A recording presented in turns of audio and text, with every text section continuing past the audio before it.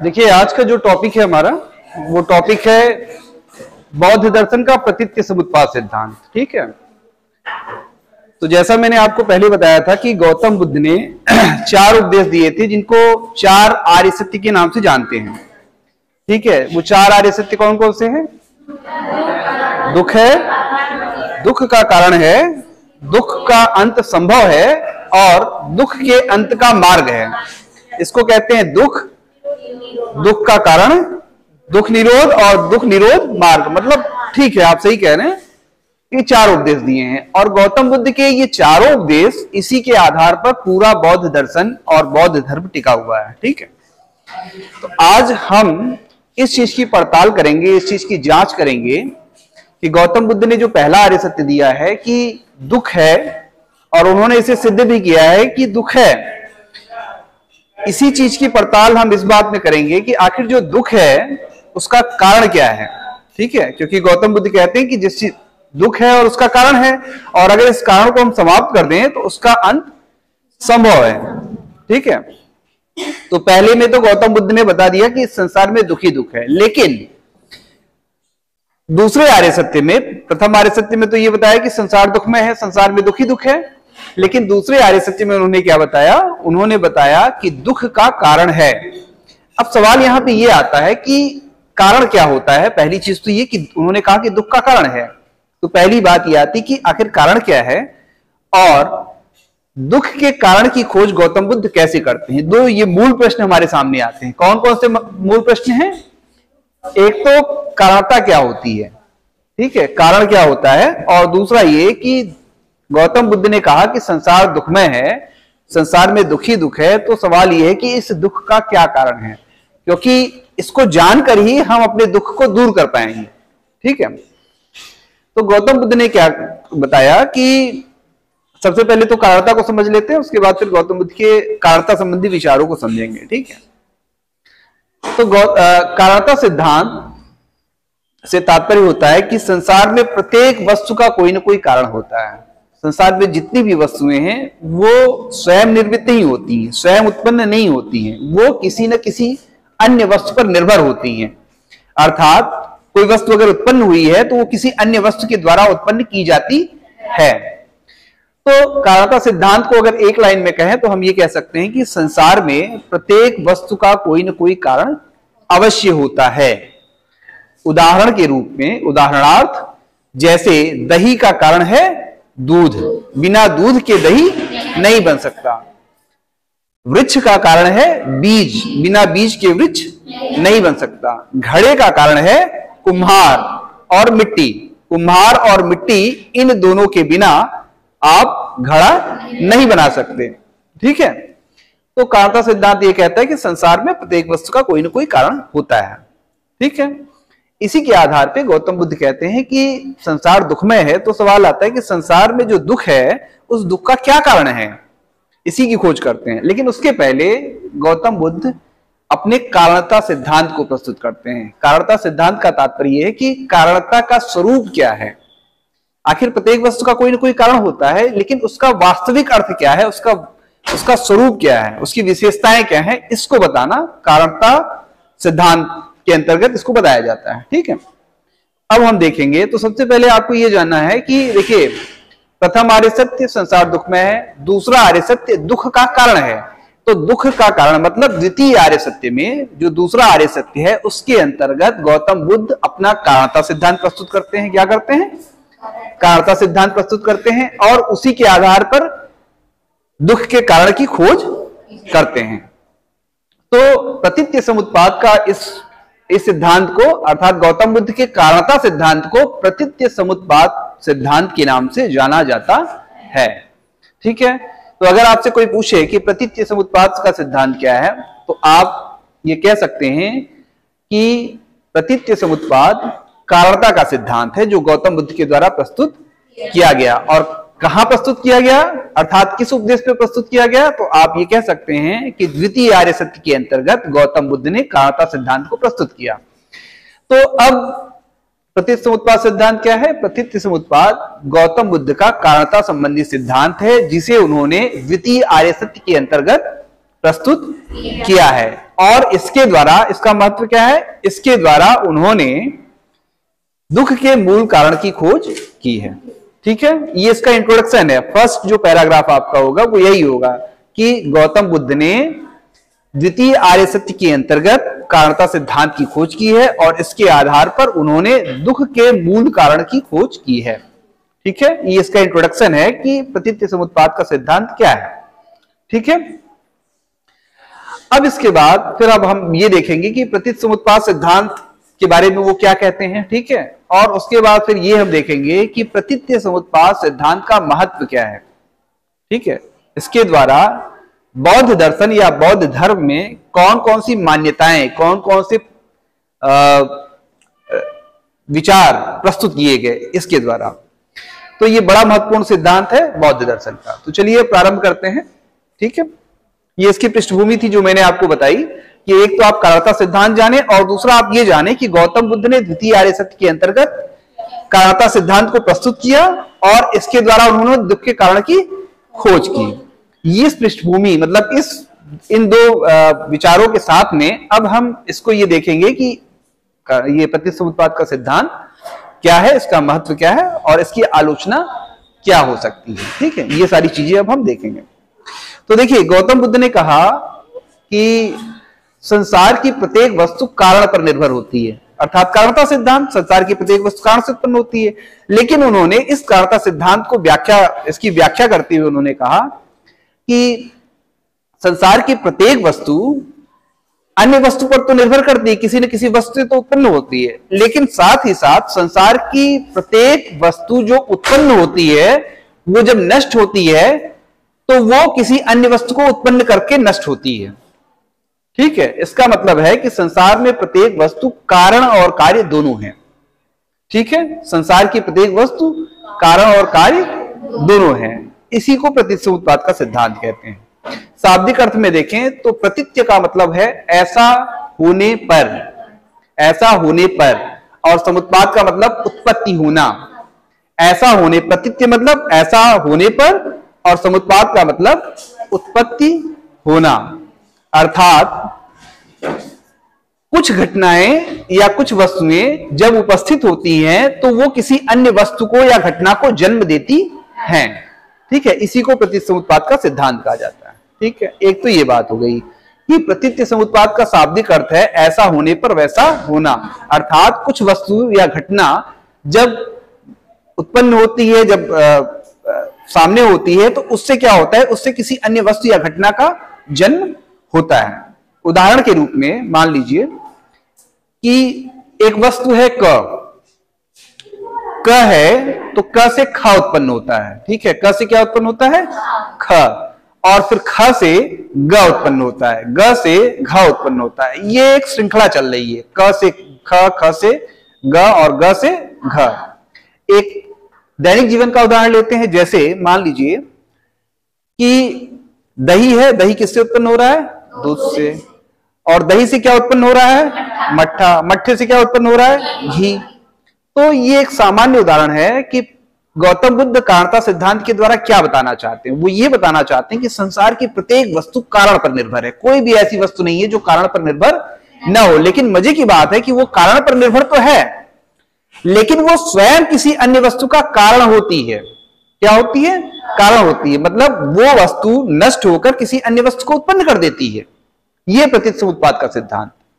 ठीक है, तो इसका तात्पर्य हुआ कि अगर हम संसार की प्रत्येक वस्तु को देखें, संसार की जितनी भी वस्तुएं हैं, तो इसका तात्पर्य हुआ कि वो क्या है? वो कार्य है या कारण है? संसार की अगर किसी भी वस्तु को देखें तो वो कारण है या कार्य है? कारण है, कार्य है।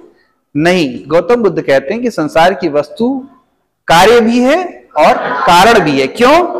क्योंकि अन्य वस्तु से तो उत्पन्न हो रही है। और कार्य कारण का सिद्धांत यही कहता है कि कारण पहले होता है, कार्य बाद में होता है। जैसे दूध पहले होगा फिर दही, दूध से दही उत्पन्न होता है। लेकिन गौतम बुद्ध का सिद्धांत यह कहता है कि दही कार्य तो है। कार्य किसका है? दूध का। लेकिन वो कारण भी है। कारण किसका है? मट्ठे का, है ना। तो संसार की प्रत्येक वस्तु क्या हुई? कारण, कारण भी है और कार्य भी है। जैसे क से ख उत्पन्न होता है और ख से ग, तो ख क्या हुआ? ख कार्य हुआ किसका? क का, लेकिन ख कारण किसका हुआ? ग का। ठीक है। तो प्रतीत्य समुत्पाद का सिद्धांत यह कहता है कि संसार की प्रत्येक वस्तु कारण और कार्य दोनों है, और जितनी भी वस्तुएं हैं सब कारण पर निर्भर हैं। तो दो चीजें आपको समझ में आनी चाहिए इसमें। अगर प्रतीत्य समुत्पाद सिद्धांत को आपको समझाना है तो आपको पहले यह बताना पड़ेगा इसका शाब्दिक अर्थ। प्रतीत्य ऐसा होने पर, समुत्पाद वैसा होना, ऐसा होने पर वैसा होता है। अर्थात कुछ घटना अन्य घटनाओं को जन्म देती है, कुछ वस्तुएं अन्य वस्तुओं को जन्म देती हैं। एक तो इसका शाब्दिक अर्थ हो गया। फिर दूसरा आप बताएंगे कि संसार की प्रत्येक वस्तु कारण और कार्य दोनों है। ठीक है, संसार की प्रत्येक वस्तु कारण और कार्य दोनों है। तो ये दो चीजें आपको इसमें बतानी है। ठीक है, रिकॉर्डिंग हो रही कि नहीं? हो रही है।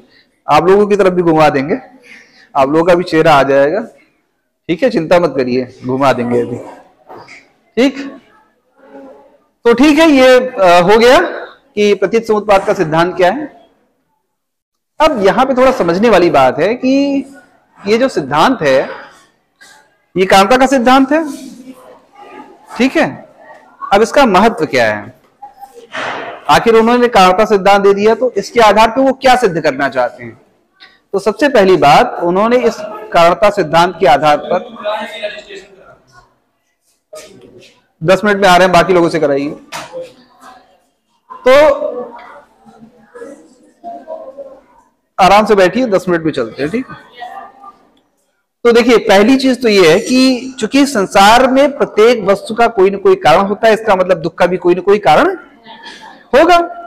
तो उन्होंने कहा दुख के कारण की खोज की। जैसे उन्होंने कहा कि दुख है, दुख को उन्होंने कहा है जरा मरण। क्या कहा है? जरा मरण। ठीक है, जरा मतलब होता है बुढ़ापा या दुख, और मरण का मतलब मृत्यु। तो दुख और मृत्यु दोनों ही दुखद है। ठीक है, जरा मरण, इसको दुख के नाम से जानते हैं। ठीक है, और इन्होंने फिर कहा कि इसका मूल कारण क्या है पता है? इसका मूल कारण है अविद्या। क्या है? अविद्या मतलब होता है अज्ञानता। तो उन्होंने कहा कि देखिए, क्योंकि आपने देखा कि संसार में प्रत्येक वस्तु कारण और कार्य की एक श्रृंखला है। जैसे क से ख, ख से ग से घ, एक श्रृंखला बन रही है। तो होता क्या है कि दुख के कारण की खोज करने के लिए उन्होंने देखा कि जरा मरण है। ठीक है, तो जरा मरण का कारण क्या है? उन्होंने कहा भाव। भाव मतलब जन्म लेना। अगर आप जन्म नहीं लेते हैं तो दुख आपको नहीं होगा, आप जन्म लेते हैं इसलिए दुख उठाते हैं। तो उन्होंने कहा कि जरा मरण का कारण है भाव। ठीक है, इस तरह से उन्होंने करते हुए 12 श्रृंखला बताई है। तो इसको देख लेते हैं। जैसे अविद्या है, फिर अविद्या से संस्कार उत्पन्न होता है। ठीक है, विज्ञान उत्पन्न होता है, नाम रूप उत्पन्न होता है, फिर स्पर्श, फिर वेदना, फिर तृष्णा, और ये बीच में उपादान। ठीक है, तो इन्होंने 12 कड़ियां बताई दुख की, कि जैसे अगर दुख है जरा मरण, तो इसका कारण क्या है? पहले उन्होंने इसकी खोज की कि इसका कारण क्या है। जैसे ठीक वैसे ही जैसे अगर हम घी के कारण की खोज करें तो घी का कारण क्या है? मट्ठा, और मट्ठे का कारण फिर जानना चाहें तो क्या है? दही। वैसे ही उन्होंने कहा कि दुख है, तो दुख का कारण क्या है? जन्म लेना। अच्छा, जन्म लेने का कारण क्या है? जन्म लेने का कारण है कि हम जो है विषयों की प्राप्ति करते हैं। ठीक है, उपादान इसको कहते हैं। इसका कारण क्या है? हमारी इच्छाएं, वासनाएं। इसका कारण क्या है? इसका कारण है वेदना। जैसे अगर आपने मिठाई खाई है तो आपको फिर वही मिठाई खाने की इच्छा करेगी, मतलब उसका आपने अगर आनंद लिया है तो। फिर स्पर्श। ठीक है, स्पर्श से आता है सहायतन, मतलब 5 इंद्रियां और मन। फिर नाम रूप, मतलब व्यक्ति का शरीर और उसका नाम। विज्ञान मतलब होता है चेतना, और चेतना का कारण है संस्कार, और संस्कार का कारण है अविद्या। अविद्या मतलब होता है अज्ञानता। ठीक है, तो प्रतीत्य समुत्पाद का सबसे पहला जो महत्व है वो है कि इसके आधार पर गौतम बुद्ध ने क्या किया है, दुख के कारण की खोज की है और दुख की 12 कड़ियों को बताया है। अविद्या, संस्कार, विज्ञान, नाम रूप, त्रायतन, स्पर्श, वेदना, तृष्णा, उपादान, भव, जाति और जरा मरण। ठीक है, एक शायद छूट गया क्या? कितने हैं? 5, 6, 7, 8, 9, 10, 11 हो गए। 1 मिनट। अविद्या, संस्कार, विज्ञान, नाम, स्पर्श, वेदना, तृष्णा, हो गए 12। ठीक है, बहुत जाति जरा। ठीक है, तो ये 12 कड़ियां हैं। ठीक है, इन 12 कड़ियों के आधार पर गौतम बुद्ध ने किसकी खोज की है? मतलब अविद्या को बताया कि अविद्या हमारे दुखों का मूल कारण है। तो चूंकि कारणता सिद्धांत है, तो कारणता सिद्धांत के आधार पर गौतम बुद्ध किसकी खोज करते हैं? अविद्या की खोज करते हैं, दुख के मूल कारण की खोज करते हैं। एक तो पहला महत्व इसका ये हो गया। दूसरा इसका महत्व ये है कि गौतम बुद्ध ने इसी के आधार पर, अर्थात अपने इस प्रतीत्य समुत्पाद कारणता सिद्धांत के आधार पर यह बताया है कि संसार में कोई भी वस्तु स्थायी नहीं है। क्या नहीं है? स्थायी। मतलब कोई भी वस्तु ऐसी नहीं जो हमेशा रहे। ठीक है, इसको कहते हैं नित्यतावाद। क्या कहते हैं? नित्य होना। नित्य मतलब क्या होता है? हमेशा रहना, स्थायी होना। तो इसके आधार पर गौतम बुद्ध का एक सिद्धांत है अनित्यतावाद। ठीक है, क्या है? अनित्यतावाद। अर्थात संसार में कोई भी वस्तु नित्य नहीं है। संसार की प्रत्येक वस्तु क्या होती है? नष्ट हो जाती है, हमेशा नहीं रहती। तो चूंकि इन्होंने बताया कि संसार में प्रत्येक वस्तु का कोई ना कोई कारण होता है और वो नष्ट होकर किसी अन्य वस्तु को उत्पन्न करती है, इसका मतलब ये कि संसार में कोई भी वस्तु स्थायी नहीं है, नित्य नहीं है। ठीक है, बाद में क्या हुआ कि इनके सिद्धांत पे, अनित्यतावाद के सिद्धांत को आधार बनाकर बौद्ध दर्शन ने 2 और सिद्धांत दिए। ठीक है, इसी के आधार पर और भी सिद्धांत निकले हैं। जैसे इसके आधार पर, अनित्यतावाद के आधार पर बाद के जो विचारक थे उन्होंने ये सिद्ध किया कि संसार की प्रत्येक वस्तु क्षणिक है। क्या है? क्षणिक है, मतलब क्षण भर के लिए होती है। ठीक है, इसको क्षणभंगवाद के नाम से जानते हैं। क्या जानते हैं? क्षणभंगवाद। ये भी आपको पढ़ना है, आपके सिलेबस में है क्षणभंगवाद। क्षणभंगवाद का मतलब होता है कि संसार की जितनी भी वस्तु है वो क्षणिक है, एक क्षण के लिए होती है, इससे ज्यादा नहीं। ठीक है, अब ये कैसे होता है ये मैं आपको थोड़ा सा एक्सप्लेन कर देता हूं। आपने देखा कि कारणता के आधार पर संसार की प्रत्येक वस्तु अनित्य सिद्ध होती है। क्या होती है? अनित्य, मतलब स्थायी नहीं है। तो सवाल ये आता है कि अगर संसार की प्रत्येक वस्तु अनित्य है, इसका मतलब परिवर्तन हो रहा है उसमें। क्या हो रहा है? परिवर्तन हो रहा है। और ये परिवर्तन कैसा हो रहा है? ये परिवर्तन प्रत्येक क्षण हो रहा है। ठीक वैसे ही जैसे मान लीजिए कि एक बीज आप मिट्टी में बोते हैं, अब वो उगता है, अंकुरित होता है, तो वो अंकुरित होकर जब वृक्ष बनता है उसके बीच में क्या होता है? उसके बीच में बीज में लगातार परिवर्तन होते हैं, प्रत्येक क्षण परिवर्तन होते हैं। अगर प्रत्येक क्षण परिवर्तन न हो, ऐसा तो नहीं होता कि आज आपने बीज बोया और 5 साल बाद अचानक से वृक्ष खड़ा हो गया, ऐसा तो नहीं होता। क्या होता है? धीरे धीरे उसमें अंकुर आते हैं और धीरे धीरे वो बड़ा होता है, मतलब प्रत्येक क्षण बड़ा होता है, तभी तो बड़ा हो पाता है। तो इसको कहते हैं क्षणभंगवाद। अर्थात चूंकि प्रत्येक वस्तु प्रत्येक क्षण परिवर्तनशील है, प्रत्येक क्षण बदल रही है, और प्रत्येक क्षण बदल रही है, इसका मतलब वस्तु वही नहीं रह जाती जो उसके पहले वाले क्षण में थी। जैसे हम स्वयं हैं, हम इस क्षण में जो है अगले क्षण वैसा नहीं रहेंगे, क्योंकि हम में कुछ परिवर्तन हो जाएगा। ठीक वैसे ही जैसे नदी की धारा होती है, नदी क्या है? नदी लगातार पानी का बहता प्रवाह है।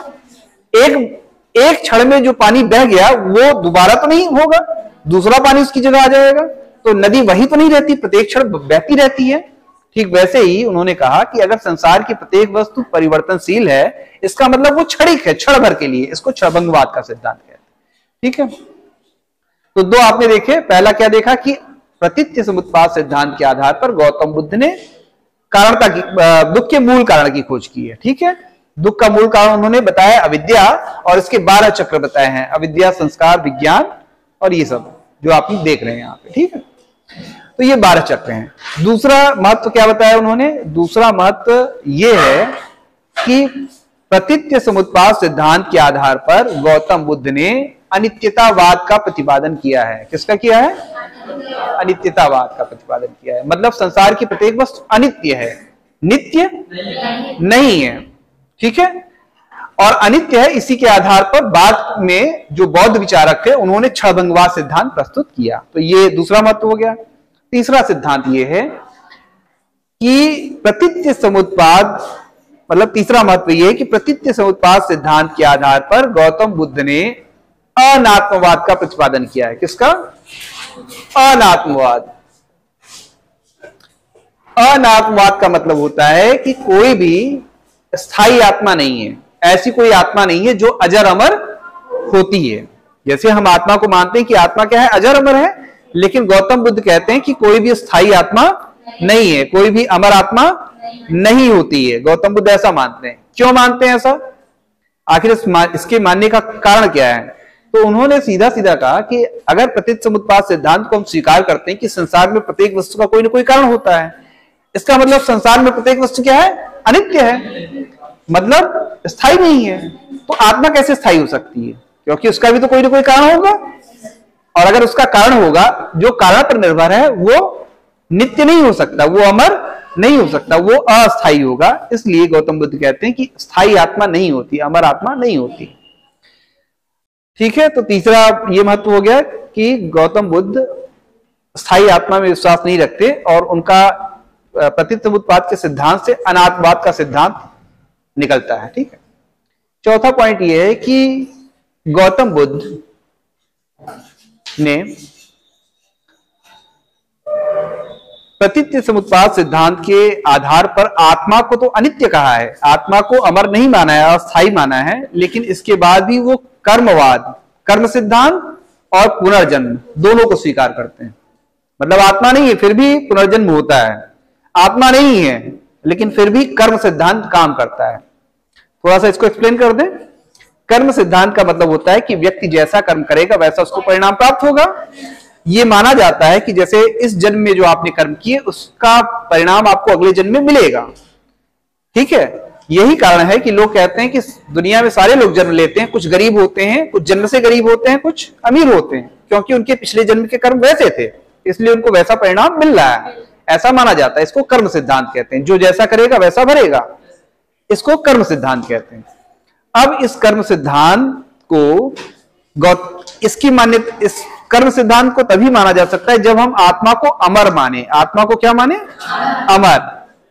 क्यों? क्योंकि इस जन्म का जो परिणाम है वो तो अगले जन्म में मिलना है, आत्मा का अमर होना आवश्यक है। तो गौतम बुद्ध तो आत्मा को अमर नहीं मानते, लेकिन इसके बाद भी वो कहते हैं कि कर्म सिद्धांत होता है। वो कहते हैं कि कर्म सिद्धांत ठीक वैसे ही काम करता है कि जैसे जब एक वस्तु नष्ट होती है तो अपने सारी विशेषताओं को दूसरी वस्तु में ट्रांसफर कर देती है। जैसे दूध है, दूध जब नष्ट होता है तो दूध खट्टा तो नहीं होता, दूध का स्वाद अलग होता है, लेकिन जब वो दही में परिवर्तित होता है तो अपनी सारी विशेषताएं कहां कर देता है? दही में कर देता है। ठीक है, तो इस आधार पर उन्होंने कहा कि यद्यपि आत्मा अमर नहीं है लेकिन फिर भी पुनर्जन्म होता है, और अगर पुनर्जन्म होता है इसका मतलब कर्म सिद्धांत भी ठीक है। तो चौथा इन्होंने महत्व ये बताया। ठीक, ये आपने देख लिया। पांचवा महत्व इसका हम देख लेते हैं। पांचवा महत्व ये है कि जितनी विचारधाराएं हैं भारतीय दर्शन में, जितनी विचारधाराएं हैं उनको दो भागों में विभाजित किया जा सकता है। एक है जो ये मानता है कि संसार में सब कुछ नित्य है, सब कुछ स्थायी है, जैसे शंकराचार्य का अद्वैत वेदांत। और एक दूसरी विचारधारा है जो मानता है कि संसार में कुछ भी नहीं बचता, मतलब कोई भी चीज एक बार वस्तु नष्ट हो गई तो वो नष्ट हो गई। जैसे आपने चारवाक में देखा कि अगर देह नष्ट हो गई तो मामला खत्म, आत्मा वगैरह कुछ नहीं होती। तो एक तरफ चारवाक का मत है, दूसरी तरफ शंकर के अद्वैत वेदांत का मत है। शंकराचार्य के अद्वैत वेदांत में कहा गया है कि ब्रह्म ही सत्य है, जगत मिथ्या है, मतलब सब कुछ नित्य है, कभी नष्ट नहीं होती। लेकिन गौतम बुद्ध ने इन दोनों के बीच का मार्ग बताया है जिसको मध्यम मार्ग कहते हैं। क्या कहते हैं? मध्यम मार्ग। मध्यम मार्ग का मतलब है कि संसार की वस्तुएं कुछ क्षण के लिए रहती हैं और हमेशा के लिए नहीं रहती। तो वस्तुओं का अस्तित्व है लेकिन हमेशा के लिए नहीं है, तो इसको मध्यम मार्ग कहा जाता है। ठीक है, तो ये 5 विशेषताएं आपने देखी। अब क्विक रिवीजन कर लेते हैं, ठीक है।